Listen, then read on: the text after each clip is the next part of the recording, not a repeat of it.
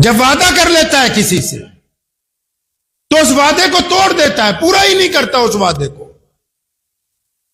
اب وعدہ پتہ ہے، مثال کے طور پہ جو کاروباری حضرات ہیں ان کے پاس کسی نے پیسے لینے، جو پیمنٹوں کا حساب ہوتا ہے اکثر دکانوں پر، فیکٹریوں میں، اب وہ صاحب آئے، اب اس کو پتا ہے کہ میں نے 10 دن بعد پیسے نہیں دینے، پھر بھی کہتا ہے کہ 10 دن بعد دوں گا انشاءاللہ، اور اس کو دل میں ارادہ ہے کہ 10 دن بعد جب یہ آئے گا پھر اگلا 10 دن کا ڈیٹ ڈالوں گا اس کو۔ یہ منافقت کی علامت ہے، یہ منافقت کی علامت ہے۔ منافق جو ہوتا ہے بزدل ہوتا ہے، منافق ڈرپوک ہوتا ہے، منافق جھوٹا ہوتا ہے۔ مولا علی کرم اللہ وجہ کو ایک دن مزدوری ملی، حضرت گئے وہاں کام پر، کھجوریں آئیں، اور کسی نے کہا حضرت اگر مزدوری نہ کرتے کسی سے ادھار کیوں لے لیتے؟ فرمایا بزدل لوگوں کا کام ہے ادھار لے لینا بازار میں جا کے۔ جن کو اللہ نے قوت بازو عطا کی ہے وہ کما کے کھا لیں گے، اور جو اپنے آپ کو متوسط درجے کے سمجھتے ہیں وہ قرضہ لے لیں گے تاکہ بعد میں اس کی ادائیگی کر دی جائے۔ منافق جب وعدہ کرتا ہے لوگوں کے ساتھ کہ ہاں میں نے تمہارا مال لیا ہے، تمہارے پیسے لیے ہیں، فلاں تاریخ کو دے دوں گا، اور دل میں ارادہ کرتا ہے کہ میں اس کو بیوقوف بنا رہا ہوں۔ آپ دیکھیں دل میں ارادہ یہ ہے کہ میں سامنے والے کو جس کے پیسے دینے ہیں، جس کی رقم دینی ہے، کہ میں تو اس کو بیوقوف بنا رہا ہوں، 2-4 مہینے اسی طرح گزر جائیں گے، اس کے بعد پھر اس کو 100 500 1000 10,000 کر کے دوں گا۔ تو یہ جو منافقت تمہاری اس بندے کو اگر نہیں سمجھ آ رہی تو تمہارا رب تمہارے دلوں کے حال کو جاننے والا ہے، وہ خوب جانتا ہے کہ تم لوگوں کے ساتھ کیا چالیں چلتے ہیں۔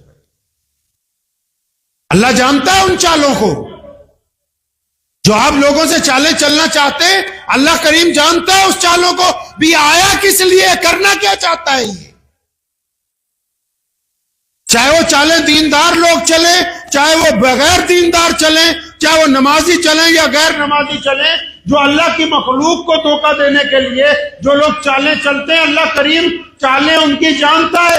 یہ جو مکر کرتے ہیں، مکاریاں کرتے ہیں، اللہ کریم قرآن پاک میں فرماتے ہیں جتنی مرضی مکر اور مکاریاں کر لو، جس دن تمہارے رب کی چال چلی جائے گی تمہاری چالیں کھری کدھر رہ جائے گی۔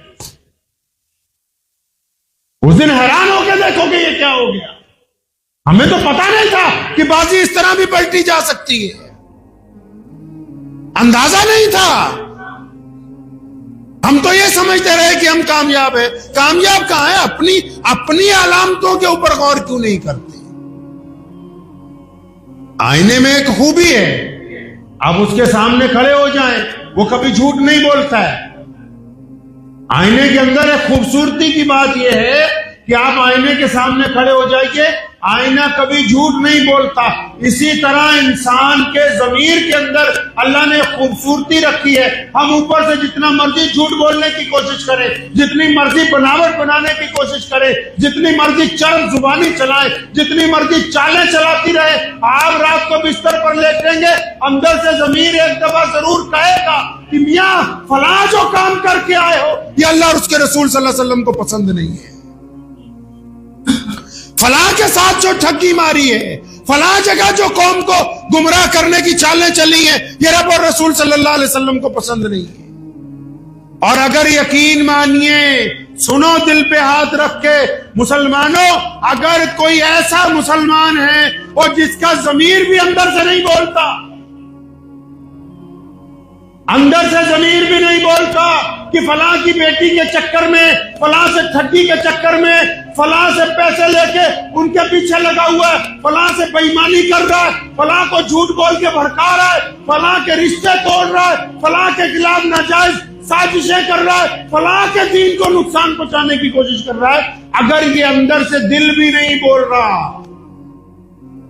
اگر آپ کا دل بھی رات کو اندر سے نہیں نہ بولتا، ضمیر یہ نہیں نہ کہتا اندر سے کہ آج ابا سے بدتمیزی کی ہے، غلط ہو گیا، ضمیر اندر سے اگر یہ نہیں نہ کہہ رہا کہ آج ناجائز بیوی کے چہرے پہ تھپڑ مار دیا، اگر ضمیر اندر سے یہ نہیں نہ کہہ رہا کہ آج 20 لوگوں کے سامنے جھوٹ بول کے آیا ہوں کہ فلاں آدمی کا ساتھ مت دینا، اگر ضمیر اندر سے یہ نہیں کہہ رہا کہ یہ جو پیسے کھا لیے میں نے قوم کے یہ حرام تھے میرے لیے، اگر ضمیر اندر سے نہیں بول رہا ہے کہ میں نے فلاں کے سامنے زیادتی کی ہے، تو خدا کی قسم یہ سمجھ لو کہ تم صرف ایک زندہ چلتی پھرتی لاش ہو، اس کے علاوہ کوئی تمہاری اہمیت نہیں۔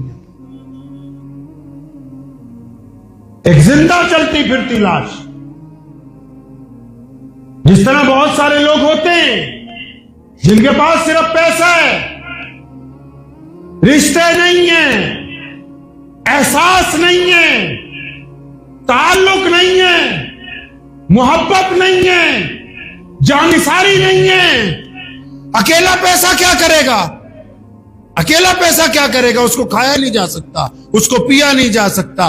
عزت والی دولت وہ ہوتی ہے جس میں تعلقات ہوں، جس میں محبت ہو، جس میں جانثاری ہو، جس میں دکھ سکھ کا ساتھ ہو، جس میں ہنسی اور آنسوؤں کی بوچھار ہو۔ اگر کچھ بھی نہیں ہے، بس صرف بہترین پیسہ ہی ہے، تو پھر تم زندہ پر چلتی پھرتی لاش ہو۔ اس پیسے کا تمہارے کوئی کام آنے والا نہیں، نہ دنیا کے اندر نہ آخرت کے اندر کام آنے۔ اس ضمیر کو زندہ کیجئے، اپنے ان علامتوں کو تلاش کریں جو محمد رسول اللہ صلی اللہ علیہ وسلم منافقین کے لیے بتاتے ہیں۔ یہ جو باتیں ہیں لوگوں کو صرف سنانے کے لیے نہیں ہوتی، خود اپنے آپ کو اس آئینے میں ڈھالنے کے لیے۔ جب تک اپنا معیار درست نہیں کریں گے، اس وقت تک دوسرے کے معیار کا اندازہ آپ کو ہو ہی نہیں سکتا ہے۔ کیونکہ ایک بات ہمیشہ یاد رکھیے گا، منافق کو سارے منافق نظر آئیں گے۔ منافق کی ایک گندی عادت یہ بھی ہے کہ منافق کو سارے ہی منافق نظر آتے ہیں، زناکار کو سارے زناکار ہی نظر آتے ہیں، چور کو سارے چور ہی نظر آتے ہیں، ٹھگ کو سارے ٹھگ ہی نظر آتے ہیں، بے ایمان کو سارے بے ایمان ہی نظر آتے ہیں۔ اس لیے پہلے اپنے دل کو پاک کرو، یہ مطہر ہو جائے، بالکل پاک ہو جائے، تاکہ پھر جب یہ پاک ہو تو اس کو پاک لوگ ملیں، یہ اچھا ہو تو اچھے دوست ملیں۔ اللہ تعالیٰ نے قرآن پاک میں وعدہ کیا ہے کہ نیک مردوں کے لیے نیک عورتیں اور بد کرداروں کے لیے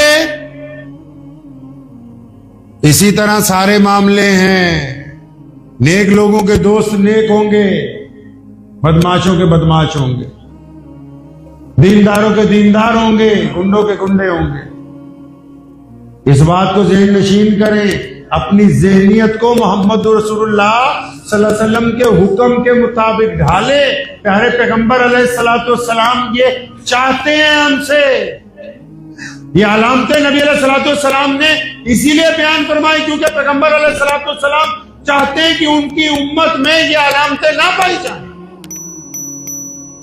ان کا کہنا ماننے والوں پر، ان کی پیروی کرنے والوں میں یہ عادت نہ ہو۔